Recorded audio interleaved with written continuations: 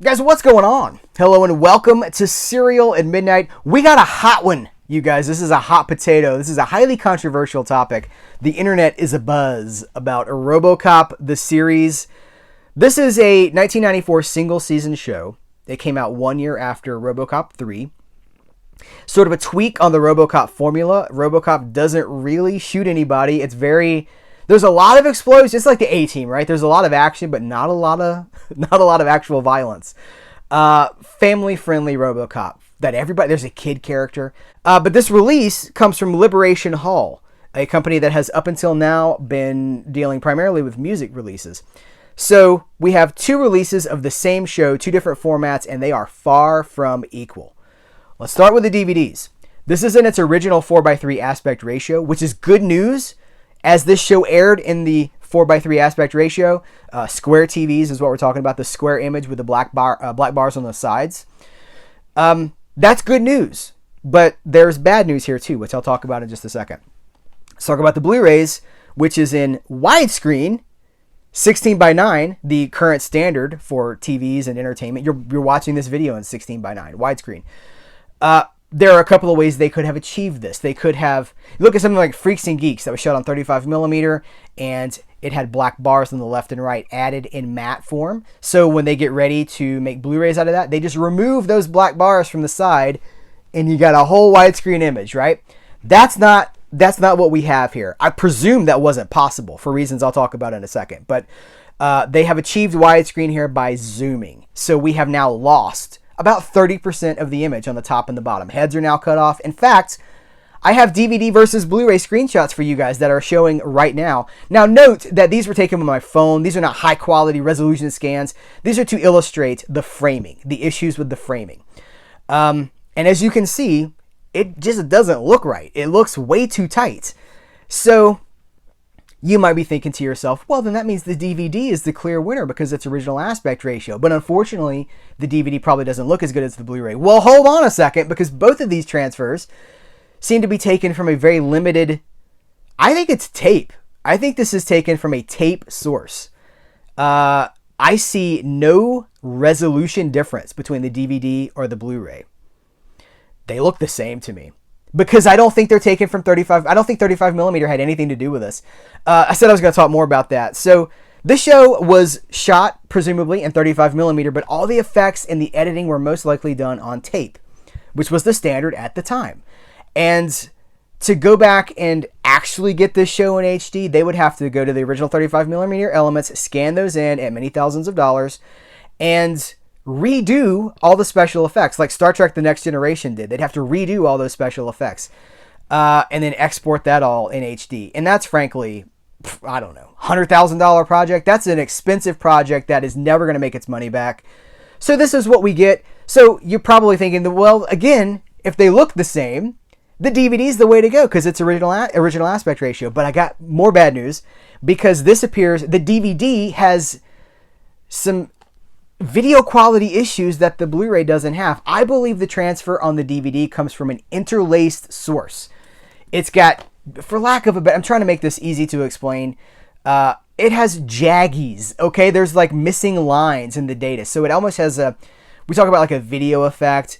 It looks like there are missing lines in the transfer. The motion is not smooth and the motion stutters. There's something called a pull down rate where you can have missing frames if something is not converted properly. So you'll have like 1 frame, 2 frame, missing frame, 1 frame. And when you speed all that up, it results in a sort of a jaggy, hey, maybe it fits for RoboCop, your move, creep.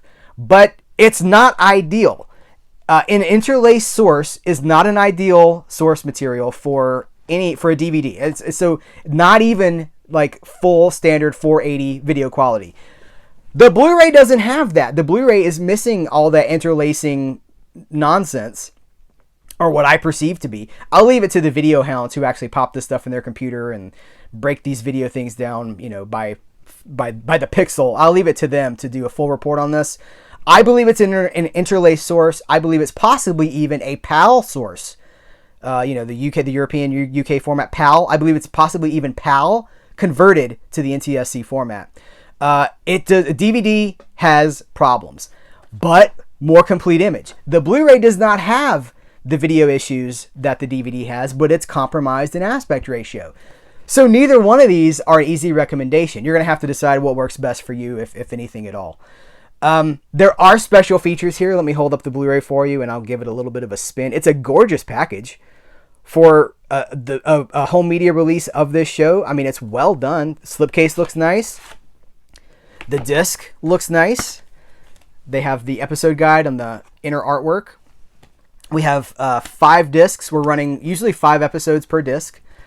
The pilot is presented in its movie form. You know, when it debuted on television, it was considered RoboCop 4, and it was in movie form. So all those are pluses. The special features, there's 2 video features. We have the behind the scenes featurette, which is actually the electronic press kit feature from 1994, where they're like, RoboCop is a new series coming to television screens. What is it about RoboCop? And then they talk to the executive producer. He's like, RoboCop is being redefined for a new generation, that kind of a thing. There's a toy, so that's 5 minutes. It's 5 minutes. There's a toy commercial, because RoboCop had a toy line, actually a few, I guess, that runs 21 seconds. Those are the only video features outside of the episodes. There's a photo gallery, which is cool, and then everything else is text-based, like back in the old DVD days when they would, cast profiles. They have cast profile for everybody. So Richard Eden, who is RoboCop, or Murphy. So Richard Eden was an actor who, it's text. You read it. Then From Cinema to Small Screen, featurette. That's actually, I believe that's a text feature. It says featurette. It's a text thing as well. Future of Law Enforcement, the history of RoboCop featurette. Again, it's not a featurette. It's text. Put Your Weapon Down, the Auto 9 gun, featurette. It's not a featurette. It's text. The car featurette, not a featurette. It's a page of text. And The Suit, they talk about how there are 5 RoboCop suits. It says it's a featurette. Again, it's a screen of text that you read. And it's not even an auto-scrolling kind of a thing. Like, you use your remote to navigate it. I like that. When DVDs were brand new, we got a lot of that. And I thought it was really cool back in the day, some 25 years ago. I thought that was a really cool feature. But it's not a featurette. I just want to be very clear about that, because I think the wording is very misleading. And maybe some of that is because Liberation Hall primarily deals with music, and they're just starting to get into film and television. So here's the DVD. I will say that this slipcover, as pretty as it is, by the way, there's even a nod to the reframing on the back of this, though it's misleading, because you notice it's the same screenshots. In most cases, it's the same screenshots, but it's different. So like here in the widescreen, they've got RoboCop next to this character, and in the DVD version, that character, RoboCop's missing from that shot. But in the actual show, it's not cropped this way. It's cropped this way. So I see what they're doing. I just wanted to call that out. Get your opinion on it. This slipcover is so tight. It is so tight. So I had kind of left it out a little bit. So I'm really afraid I'm going to tear this or mess this up. I'll show you this really quick too. Again, same situation. We're dealing with 5 discs, same distribution. It does not have the episode guide in the back of the art. But, hey, I'm just the messenger. This is what we have.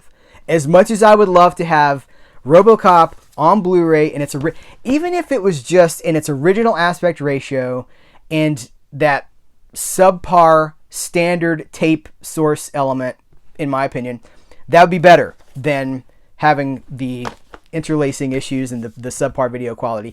Guys, this is why when people say, why no Blu-ray or why no 4K? This is why. Because if you don't have proper HD elements, it's a losing battle. I've actually got a video coming about that, because I get that question so much. Every release, if I talk about a DVD, why no Blu-ray? And if I talk about a Blu-ray, why no 4K? Because there are no elements for it. If there were elements for it and the audience was there for it, you'd have it on Blu-ray or 4K. It's dollars and cents or source elements. In the case of RoboCop, where are the source elements? Where's the 35mm elements? And then again, who's going to redo all those special effects? It's not possible. So that is why some of this stuff comes to market like this. But then you have to ask the question, why did we get a Blu-ray of it looks the same. They look the same. Some of you guys are going to be very happy with this because you're just going to be happy to have the show. I'm looking forward to watching the show. It's silly. It's very silly.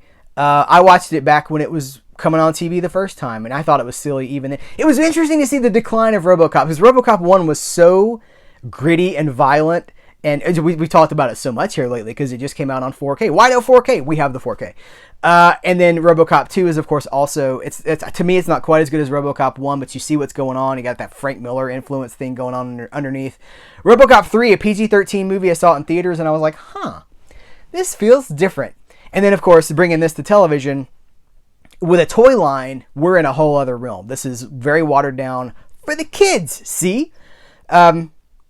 But as a RoboCop completist, for all the collectors out there that want everything that has RoboCop on it, you're going to want to have this. Good luck deciding which one you want to get. Guys, continue the conversation in the comments below. I will link to both of these where you can buy these on Amazon. I will link to them in the description of this video so you don't have to go looking for it. And if you click through there, you'll be supporting Serial at Midnight and the hard-hitting investigative journalism that occurred in this episode. Support that. If you purchase these, support Serial at Midnight. So, guys, that's going to do it. Thank you so much. Take care. Until next time, I will catch you later.